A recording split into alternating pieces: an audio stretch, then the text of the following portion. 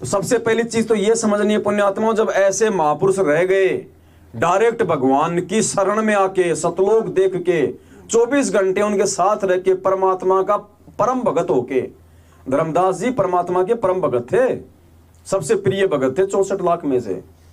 तो सोचो आप और हम कौन से खेत की मोड़ी है आज के विकारी जीव। अरे हम यदि गुरु पद और मर्यादा में नहीं रहे, गुरु को भगवान नहीं माना, उनके प्रत्येक वचन को आज्ञा का पालन नहीं किया, ये राजनीति करते रहे, पीड़े पर्चों पे चलते रहे, नेताओं की गुलामी करते रहे, दान धर्म को पात्रों को देते रहे, कहां से पार हो जाएंगे? हंसी मजाक चल रहा है क्या? खाला का घर है क्या? सतलोक है ये, बरवाड़े का बस अड्डा नहीं है। तो पुण्यात्मा हमने विचार करना है कि भगवान फिर हमारे कैसे भाग खोल दिए। आप 650 साल पहले आए, लेकिन आपने ना किसी का मोक्ष किया, ना किसी को आपने पूर्ण मोक्ष मंत्र दिए, ना किसी को आपने पूरा ज्ञान दिया। भगवान आज हमारे कैसे भाग खुल गए, जो धर्मदास के भी नहीं थे, नानक जी के भी नहीं थे। तो पुण्यात्माओं, इसलिए परमात्मा कहते हैं पुण्यात्माओं धन्य तुम्हारे माता पिता जिनसे तुम्हारा जन्म हुआ। और गुरु जी कहते हैं हीरे की परख तो जोर ही कर सकता है। तुम्हारे युगन युगन के कितने शुभ संस्कार हैं जो तुम्हें भगवान ने आज बिजली पीढ़ी में जन्म दे के अपनी शरण में लिया। नहीं, दुनिया तो गालियां निकाल रही है, अपने कर्म फोड़ रही है, और हम इस मौके को फिर भी गंवा रहे हैं। देखा देखी में, भेड़ चाल में, आज बीजेपी को चलो बीजेपी को, कल कांग्रेस को चलो कांग्रेस को, आ गया पीड़े पर्चे को अपना बाप बना लिया।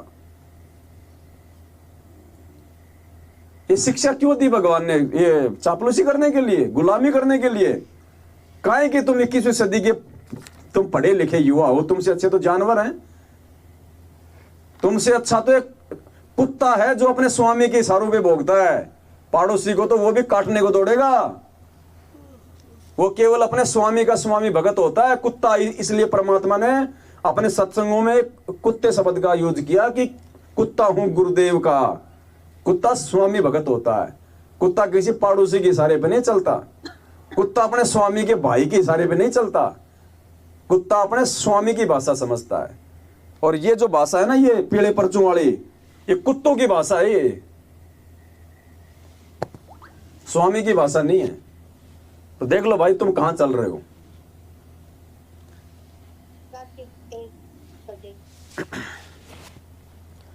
तो पुण्यात्मा, सबसे पहला तो बस ये विचार करना है कि हम कहां हैं उन महापुरुषों की तुलना में। और आज भी यदि हम ये गोल्डन चांस पाके, इसीलिए परमात्मा कहते हैं समझा है तो सिर दर पांव बहुर नहीं रे ऐसा दांव। और मालिक कहते हैं बिल्ली के बाग का छीका टूटा, बिल्ली के बाग का छीका, इब कह दाव मत चूक मेरी प्यारी। तो पुण्यात्मा, सभी आत्मा यही धक्के खा रही हैं आज हैं। अगर आज भी अगर वो मर्यादा में रहेंगे, टिके रहेंगे, गुरु को भगवान मानेंगे तो मोक्ष होगा। ऐसे मोक्ष नहीं होना, धक्के खाते रहो ऐसे तो। और दूसरा रास्ता है ही नहीं कोई गुरु को भगवान मानने बिना। और गुरु को भगवान मानने की पहचान दास ने आपको बता दी। प्रथम तो गुरु जी को भगवान मानना, और गुरु जी को भगवान वो मानेगा जो गुरु जी को हलवे राम का भोग लगाएगा। ये हलवे राम का मैनेजमेंट का 36 का आंकड़ा है। ये हमने प्रकट गुरु जी को भोग लगाना क्या शुरू किया, मैनेजमेंट वालों की बीवी पत्नी बेटी अगर खाने के लिए भी हलवा बना लेती है तो उनको चिंता हो जाती है कि गुरु जी को तो नहीं लगाएगी। तो ये प्रथम पहचान है। जो व्यक्ति अपने गुरुदेव सतगुरु रामपाल जी भगवान को भोग की आरती के साथ भोग लगाएगा, समझ लेना 50% तो वो गुरु को भगवान मान चुका है।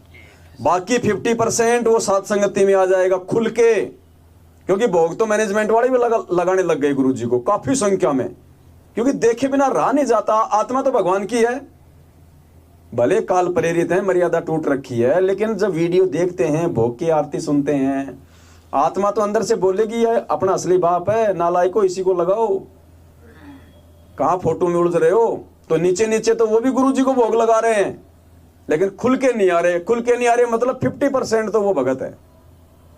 और जिस दिन आप खुल के साथ संगति में आ जाओगे, बिल्कुल नेक नीति मर्यादा में, और यहां आके भी अगर तुम राग द्वेष नहीं फैलाओगे, निंदा चुगली में नहीं फंसोगे, तो समझ लेना पुण्यात्मा, अगर इसी प्रकार से चलते रहे तो बेड़ा पार है। परमात्मा ने बोल दिया, फिर सस्ते में काम हो जाएगा, सस्ते में।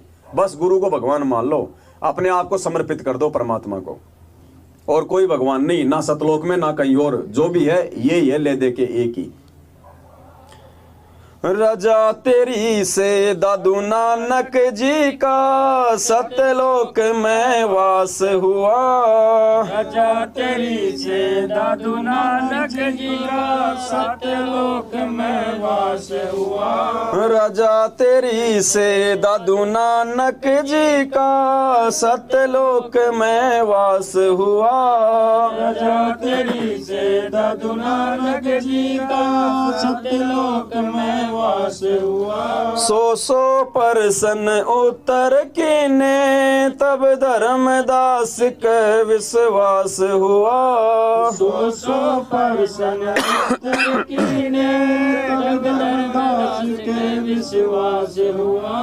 भगत के कारण ख्वास हुआ, जागी सुल्तानी की तकदीर के आगे। शरण तेरी संकट मोचन कष्ट हरण हो, मंगल करण कबीर के आगे शरण तेरी। संकट मोचन कष्ट हरण हो, मंगल करण कबीर के आगे शरण तेरी। अब देखो, एक सत्संग में कहते हैं ना परमात्मा कि जिस दिन तुम्हें दृढ़ विश्वास हो जाएगा कि ये परमात्मा, उस दिन भगवान आपका नौकर बन के रहेगा।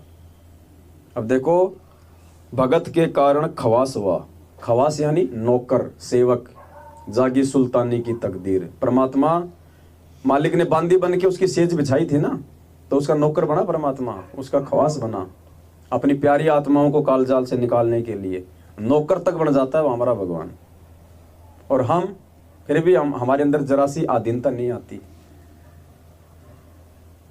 हमारी मान बढ़ाई नहीं छूटती, हम राग द्वेष की आग में। कल परसों दास ने यही कहा था भगत जी को, कजोड़ जी को, हम बैठे हुए थे सारे भाई बहन भगत जी के घर पे, तो दास ने ये कहा था कि भगत जी अभी तक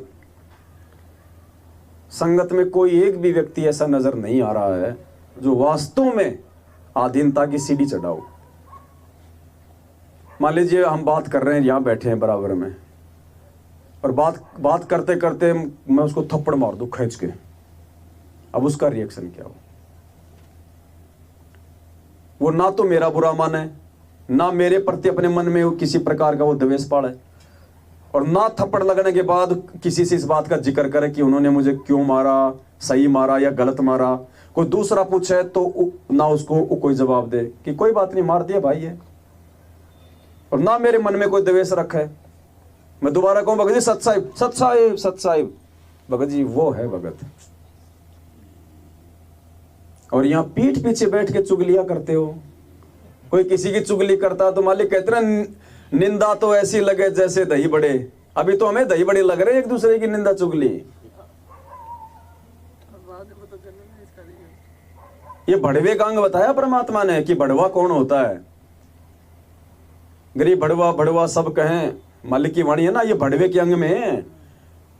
निंदा तो ऐसी लगे जैसे दही बड़े। अभी हम कहां खड़े हैं, विचार करने की बात है भाई। लास्ट और जी गाल नीचे। पाव चणों के लालच में या बंदर वाली मूठ गई। पाव चनों के लालच में या बंदर वाली मूठ गई। पाव चणों के लालच में या बंदर वाली मूठ गई। पाव चनों के लालच में या बंदर वाली मूठ गई। मूठ खुले ना जान बचे ना, हे साहेब ये कौन भई। मूठ खुले ना जान बचे ना, हे साहेब ये कौन भई। राम पाल सतगुरु शरणालई, खाई शब्द दूध की खीर के आ गए शरण तेरी। संकट मोचन कष्ट हरण हो, मंगल करण कबीर के आगे शरण तेरी। संकट मोचन कष्ट हरण हो, मंगल करण कबीर के आगे शरण तेरी।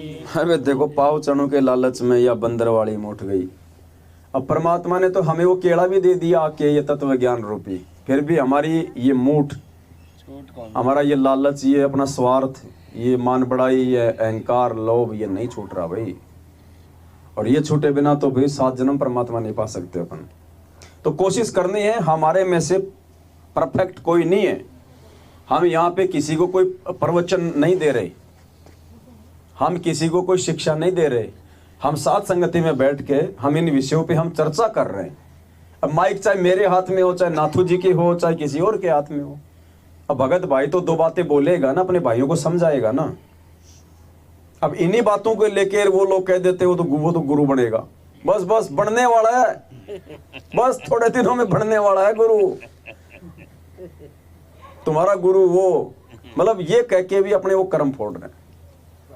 ये व्यर्थ की निंदा चुगली। तो ये पावचने हैं भगत जी, ये छोटी मोटी, ये नौकरी पैसा काम धंधे, कार कोठी गाड़ी घोड़े, ये सब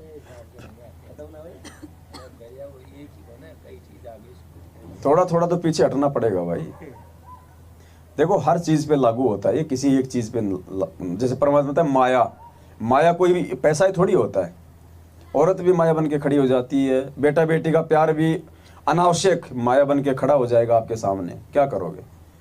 आज हम बेटा बेटी से अगर बहुत ज्यादा वो लगाव कर रहे हैं, मैं देखता हूँ बहुत सारे भक्तों को, अरे मेरा चिंटू, अरे मेरा प्यारे गुलगुल ये अनावश्यक प्यार है, इसकी जरूरत नहीं है। अब क्या पता कल आप गुरुजी के साथ जा रहे हो, परमात्मा ने कहा चल बेटा चलो गुरुजी चलो। अब वहां क्या करेगा? काल तो खुला है, काल को तो 10वें द्वार तक तो बिल्कुल छूट है कि मैं जो ये हीरा तैयार करके लाया हूं ना, इसको देख ले, इसको परख के, अगर ये फूटने लायक है तो फोड़ दे, इसको मेरे काम का नहीं है। ये पक्का होगा तो मेरे साथ जाएगा। अब काल क्या करेगा? 1000 रूप बना सकता है ना, 1000 कला का स्वामी है। आपके 5 साल के चिंटू का रूप बना के वहां खड़ा हो जाएगा, यम के दूत उसको यूं चीर रहे होंगे, वो चिल्ला रहा पापा पापा। अब वो पापा की क्या स्थिति होगी जो उस बच्चे के मुंह में फंसा हुआ है। गुरुजी की तरफ ध्यान, कमर, बेटे की तरफ काल यूं करेगा, रो मेरा बेटे को चीर दिया, गया बस। ये खेल खेलता है, गुरुजी ने बोल रखा है। इसने 72 कितनी 72 करोड़ इसने उर्वशियां तैयार कर रखी हैं। 72 करोड़ एक से एक सुंदर औरत, उनको सिद्धियां दी हुई है। और वो कब क्या करेंगी? जब यहां से कोई पुरुष, कोई साधक ऊपर जाएगा और अगर उसका प्रेम किसी औरत में है, या किसी औरत का प्रेम यदि किसी पुरुष में है, तो गुरुजी ने बताया कि वो उन्हीं का रूप बना के वहां खड़ी हो जाएंगी। अब हमारी तो इच्छा है यहाँ पे, हम तो पहले से फंसे हुए हैं, बस वो इशारा करेगा और हम तो उधर ही दौड़ लेंगे। तो भाई हर प्रकार से गुरुजी ने बताया, त्रिकुटी तक का सारा ये बखेड़ा है।